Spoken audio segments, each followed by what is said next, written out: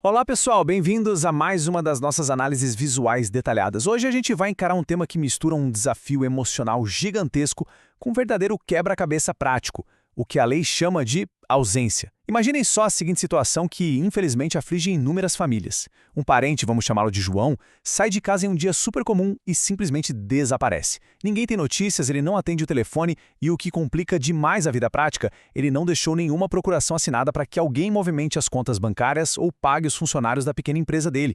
As contas continuam chegando, os imóveis precisam de manutenção e a família fica literalmente paralisada. A boa notícia no meio desse caos é que o nosso Código Civil tem um roteiro muito bem estruturado exatamente para proteger o patrimônio de pessoas como o João, garantindo que tudo seja muito bem cuidado enquanto a família lida com essa incerteza tão difícil. E é justamente esse mapa que a gente vai decifrar de forma super clara hoje. Vamos lá! Bom, para organizar nossa conversa, olha só como dividimos o roteiro de hoje. Vamos passar por 5 fases bem definidas. Ponto 1. Os primeiros passos com a curadoria. Ponto 2. A sucessão provisória. Ponto 3. As garantias e posse dos bens. Ponto 4. E se a pessoa voltar? E, finalmente, o ponto 5, a sucessão definitiva. Esse processo todo foi desenhado com um único objetivo: conservar ao máximo o trabalho de uma vida inteira de quem desapareceu. Ter uma visão geral dessa linha do tempo ajuda demais a tirar aquela ansiedade enorme diante do desconhecido, né? Quando alguém desaparece, a sensação é de um caos contínuo.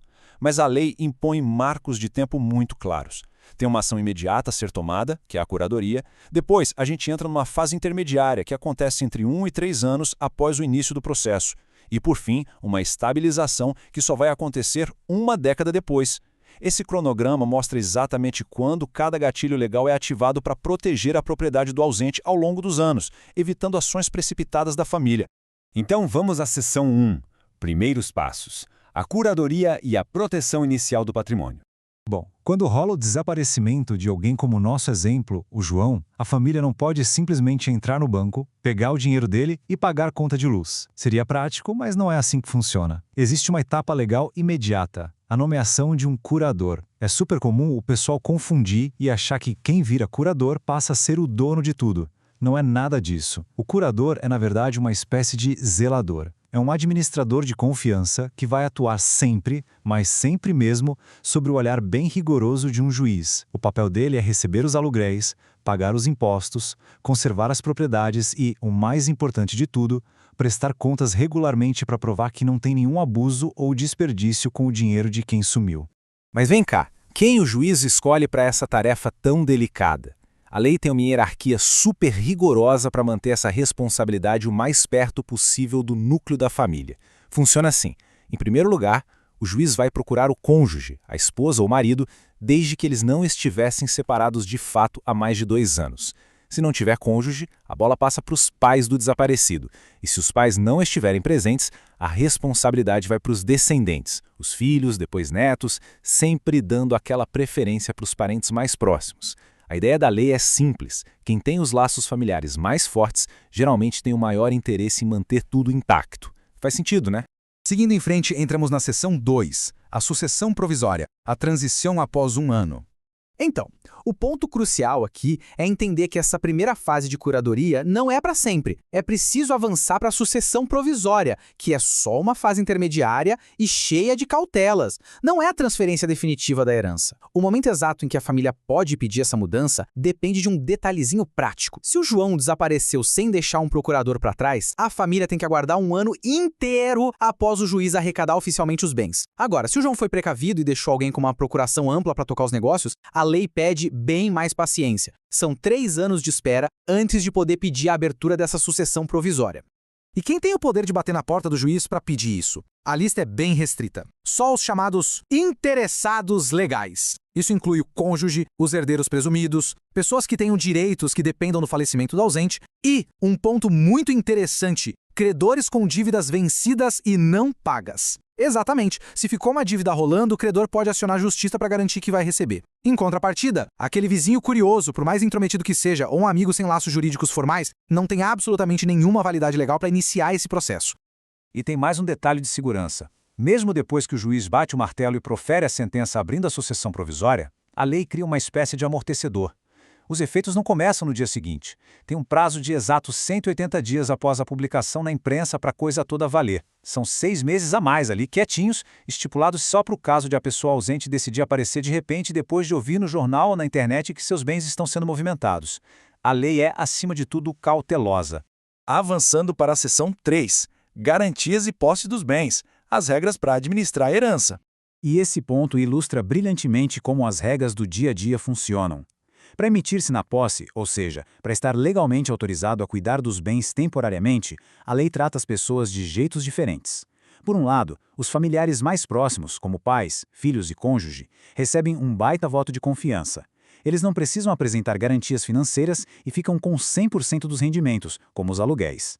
Já pelo outro lado, se a posse for para outros sucessores, tipo um sobrinho que é herdeiro por testamento, a regra fica dura. A lei exige que eles ofereçam garantias bem concretas, como um penhor ou hipotecar um imóvel próprio, para o caso de o ausente voltar. E pior, só podem usar metade dos rendimentos. Os outros 50% precisam ser guardados judicialmente. Não é bagunça, não.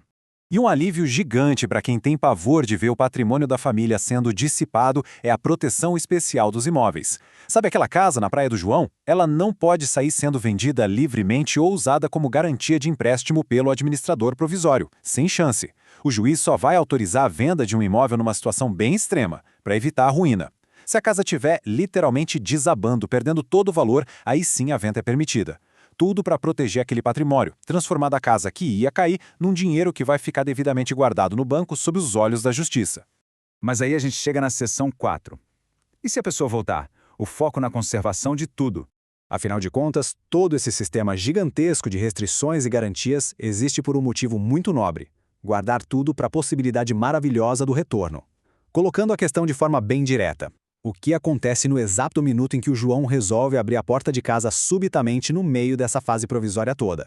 A resposta é drástica e instantânea. Acabou! Todas as vantagens financeiras dos sucessores provisórios terminam naquele exato segundo. A família tem que tomar as medidas para devolver o patrimônio direitinho para o dono. E tem um fato jurídico aqui que pouca gente sabe, que é surpreendente. Se ficar comprovado que o sumiço do João foi puramente voluntário e sem justificativa, ou seja, se a pessoa fugiu de propósito das suas responsabilidades sem um motivo válido, a lei dá uma punição. Nesse cenário específico, a pessoa que sumiu perde o direito de cobrar da família os rendimentos e aluguéis que foram consumidos legitimamente durante o tempo que ela estava fora. Por fim, entramos na seção 5, a sucessão definitiva, a consolidação após anos de espera. Infelizmente, nem toda a história tem um desfecho feliz do retorno, né? E a situação jurídica do patrimônio não pode ficar suspensa nessa fase provisória para sempre. Vamos ver como isso escala? O grande marco da consolidação é o número 10, 10 anos. É preciso aguardar uma década inteira após a decisão que autorizou aquela sucessão provisória. Só depois desse tempo todo é que os interessados podem requerer a sucessão definitiva e estabilizar a vida daquela família. E é exatamente nesse momento que os sucessores que precisaram deixar bens próprios como garantia, como as hipotecas que comentamos antes, podem finalmente pedir a liberação dessas restrições e dar aquele suspiro de alívio. Porém, a lei tem uma sensibilidade incrível quando o assunto é idade avançada. Olha só a exceção. Se a pessoa que sumiu já tem 80 anos de idade e já se passaram 5 anos desde a última vez que se teve qualquer notícia dela, não precisa esperar aquele trâmite enorme de uma década. Os interessados podem pular direto para o pedido de sucessão definitiva.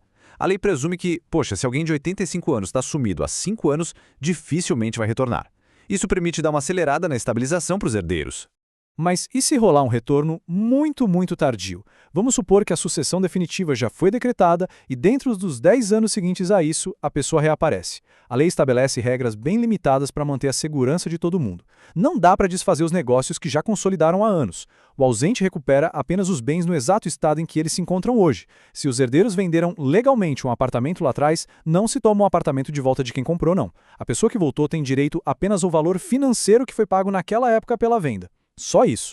E para fechar todos os cenários possíveis à nossa mente, e se o tempo passar, décadas e décadas transcorrerem, a pessoa nunca mais voltar e, para piorar, absolutamente nenhum familiar aparecer para reivindicar essa herança, os bens vão ficar no limbo? De jeito nenhum. A lei diz que, na ausência total de herdeiros, o patrimônio passa para o poder público. Se os bens estiverem numa cidade, vão para o município. Se estiverem na capital, vão para o Distrito Federal. E se forem em algum território federal, vão para a União. Lidar com o desaparecimento de alguém é, sem dúvida, uma das experiências mais angustiantes que se pode imaginar. Mas, ao desbravar como essa organização legal funciona, a gente percebe que o sistema tenta, no mínimo, oferecer um trilho seguro para caminhar.